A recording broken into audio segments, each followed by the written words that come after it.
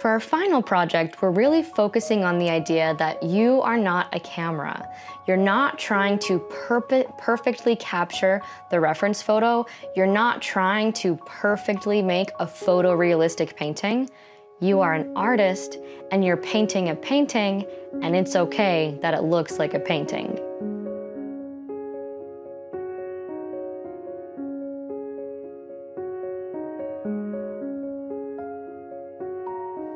Hello, my friends. It is day 5, the last day of our 5-day World Watercolor Month challenge.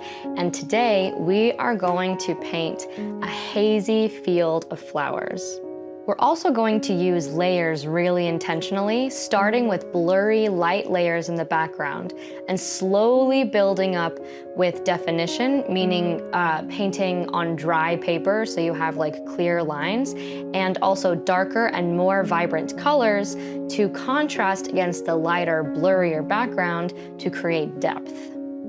One key element before we dive into lavender haze is to remember that whenever you're painting, particularly with watercolor, you're trying to imply detail. You don't have to capture everything exactly as it is. Our brains are going to make up a lot of the difference. And also, like I said just a few minutes ago, it's okay for your painting to look like a painting. It's okay to celebrate exactly where you are. And I hope that this project can help you do that. When making scenes like this with watercolor, one of the most important things to remember is how to use the techniques and in what order to use them in. So when you're trying to create depth with watercolor, there are generally 2 important rules. The first one is you start blurry. So you start with the wet on wet technique. The wet on wet technique is what creates blurry paint, right? Painting on wet paper is what creates blurry a blurry effect. So you start blurry and you add wet on dry details after. And you also start light. You start light and watery and blurry, and then you gradually get slightly darker, more vibrant, more detailed. And especially when we're trying to create fog, which is the number 2 thing to remember, if you want to create fog, we're going to use the wet on wet technique and the white of the paper contrasted against colorful things, right? Like the fog is going to be splashes of color around white space, essentially. So to paint this wildflower scene, we're going to start with a whole page full of clean water, then really, really light value Payne's gray for the top 2/3 of the page for the sky. It's barely there, right? We're adding tons of water to Payne's gray, painting it across the top 2/3 of the sky to be this like overcast, cloudy day. And then using a foliage brush, this is a DIY foliage brush, like an old round number 10 that I cut up to be a foliage brush. I'm going to mix like a blue-violet color with French ultramarine and just a little bit of opera. And I'm going to paint the base for the wildflower field. The base meaning a blurry layer so that I can snap the detailed layers into place.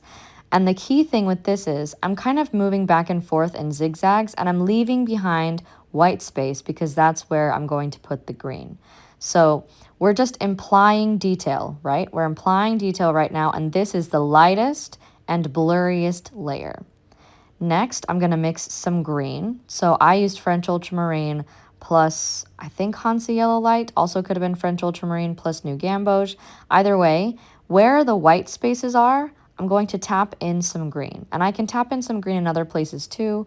Because these layers are very light and watery, the green and the violet aren't necessarily going to mix, but even if they do, it's probably not going to look bad. It might just look a little muted, and that's okay. So whenever we're painting layers like this, the blurry layer, I always paint in kind of like a loose zigzag. I want the colors to look like they're blending in and out with each other.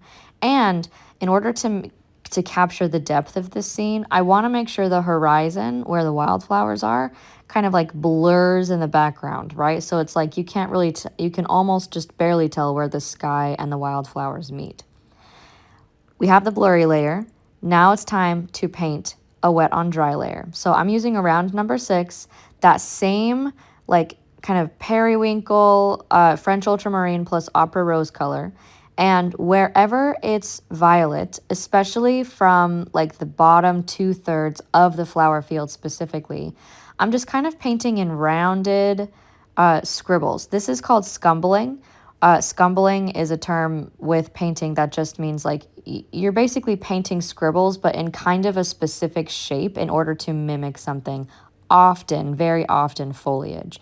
So wherever the violet is, except for that little sliver at the top, right? I am just painting like kind of rounded scribbles to mimic flowers. Then I'm going in with some yellow, very, very light tapping yellow in the middle of some of the flowers. And then I'm going to take my small DIY foliage brush. So this is like a round number 2 that I like fanned the bristles out to make it a kind of foliage brush texture. And I'm mixing more of the green. And I'm going to paint up. So starting from the bottom up, I'm going to flick upward in order to mimic grass. So wherever the green is, I'm trying to mimic grass in between the flowers. And instead of painting individual stems, I'm using this foliage brush to kind of paint multiple stems at once.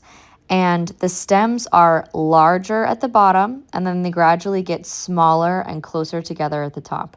But note, I'm not painting flowers, I'm not painting grass in that blurry layer that's right under the sky, right? I'm not doing that because I want to create depth. And in order to create depth, we're contrasting the blurry light layers in the background with the dark, more defined layers in the foreground. Before I painted the flower, I splattered on some blue because I really love splattering and I think it looks really cool and just kind of adds to the very loose effect that we're going for, the like loose wildflower effect. And then I took some Pyrrol Scarlet with my round number 2 brush and I painted just a teeny little bud of a flower with like 2 C curves. A C curve is basically just, you paint kind of like a C or a backwards C. The C curves kind of together to make it almost choppy at the top. You can't mess this flower up, I promise. Just a little blob, basically. Then a little stem, kind of painting it down into where the grass is. And then I painted some grass coming out from the stem, like some leaves, so that it like anchors the flower into the grass so it doesn't look like the flower is just floating in midair. And finally, for the rest of the project, we're just going to add some contrasting shapes. So I added some slightly darker value, so a higher paint to water ratio, Pyrrol Scarlet, just along the bottom of the flower to add a little bit of shading. Then I added a teeny tiny bit of Payne's Gray to the Pyrrol Scarlet to make it a little darker. And just tapped it right along the bottom there so that it creates just a little bit of shading. Then I added some Payne's Gray to the green mix that I was already using, and so that I can add some shading to the stem and to some of the leaves. Whenever you're adding shading, you're not trying to cover up whatever you just painted.